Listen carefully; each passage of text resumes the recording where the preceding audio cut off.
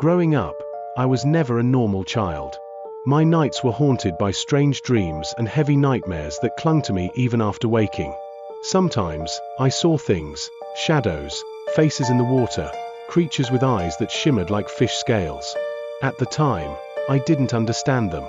I thought they were just bad dreams, the kind that children whisper about but never truly explain. But my mother knew better.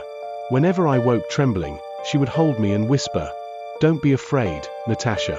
You are gifted. These things you see are not curses." Gifted. That word followed me like a shadow. It gave me comfort, and at the same time, it frightened me. Because being gifted meant the world around me wasn't as ordinary as it seemed.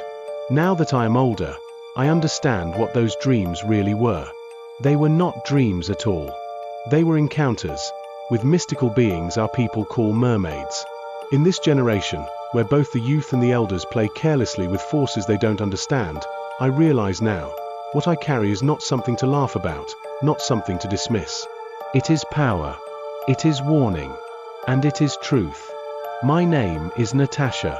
And this is my story. It began when I was 5. Night after night, the same river came to me.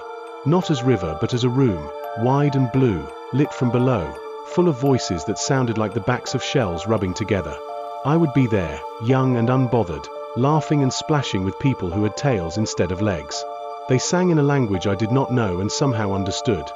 Their songs looped round my ribs like ropes, pulling me deeper into a sweetness that tasted like cold water and something older than sleep. I woke sweating, my hair plastered to my neck, the echo of their laughter still in my jaw.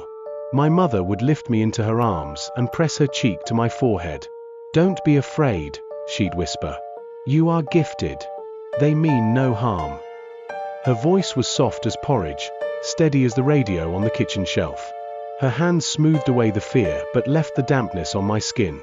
The dreams did not stop. They grew steadier, like a tide that learns its schedule. I stopped fighting them. Instead, I learned how to wake slowly, how to carry the last notes of a song like a secret, how to go about the day with the knowledge that another life waited under the surface. When I was 13, the line between dream and world thinned until it vanished. It was a bright day, the kind when the sun cut the river to a silver edge. We were children, a crowd of feet and shouts, and I slid into the water the way you slide into a truth you already half believe. I had swum that dam 1,000 times. The bottom was familiar as the lines on my palms.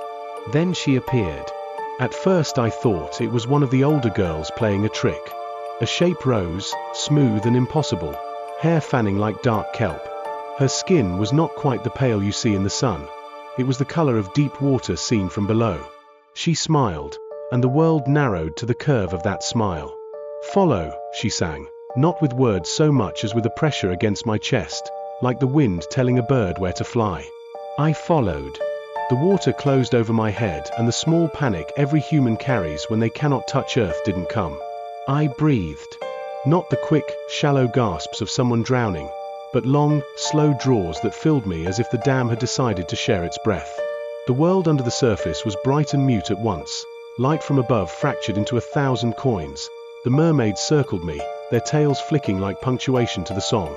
They sang about things I cannot explain, the names of fish, the smell of rain before it falls, the sound a buried thing makes when it is remembered. Their voices laid themselves along my bones. For a moment I felt no fear at all, only a widening, as if my life had been a picture and someone had suddenly turned the page. And then I woke. My first sight was my mother. She sat beside me on the bank, hands wrapped around my shoulders, a towel draped across my lap. Around us the village was assembled, the same faces that had watched me grow. Some were clapping, some were whispering prayers. A few touched the water reverently, heads bowed as though in thanks.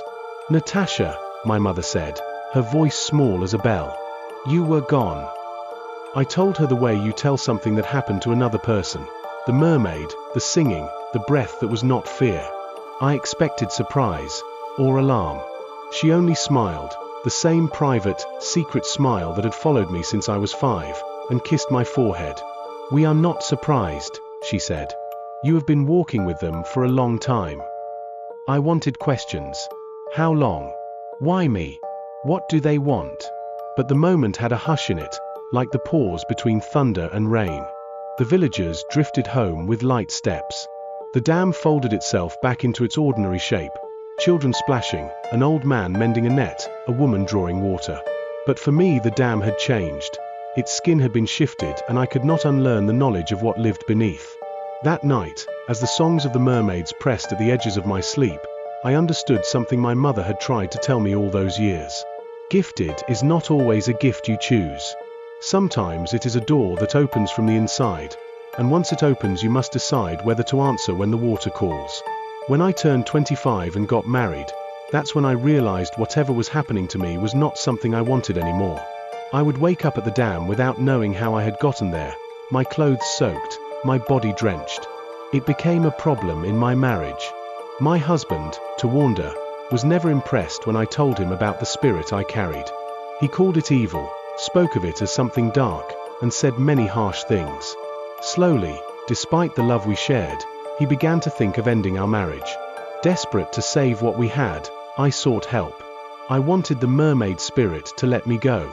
I wanted it gone. That's when I was referred to a woman called Gogo Momoyo, who was said to be familiar with these spirits. So I traveled to Harare. The ritual was to take place in Kambuzima, at a dam known as Blue Dam.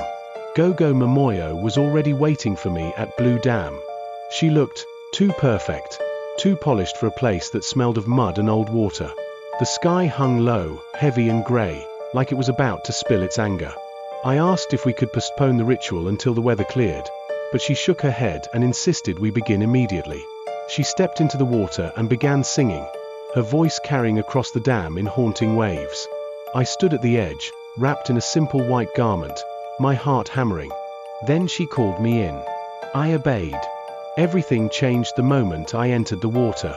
A dizzying wave of confusion swept over us, and suddenly I was under the surface with Gogo Momoyo. Time seemed to bend. Then, without warning, a tremendous force hurled me out of the water. I gasped, expecting to see her beside me, but she was nowhere in sight. And then I saw her. She was struggling, flailing, fighting for her life, and she wasn't even in the deep end. My eyes caught something strange in the water, a green, shimmering light. I didn't understand it then, but later I learned that every mermaid has an aura, unique to them. Perhaps that green light was mine. I snapped out of the shock and ran, desperate to call for help. No one would move. The dam is spiritual, they whispered. But one man stepped forward, braving the water, and pulled Gogo Momoyo out. What I saw made my stomach drop. Her skin looked burned, scarred, marked, as if she had been whipped by a tail. She was gone. Dead. An old woman from the village explained it to me. The Blue Dam mermaid was angry. Many had come performing fake rituals, disrespecting her sacred waters. And she attacked anyone who came with lies or deceit. That's when it hit me. Gogo Momoyo had been a fraud. The old woman looked at me with eyes that saw everything. She told me to embrace my gift, to seek my mermaid spirit, and to ask what I needed to do to live in peace with it. I did. And I discovered my gift. I could help those who sought riches, though only the pure at heart.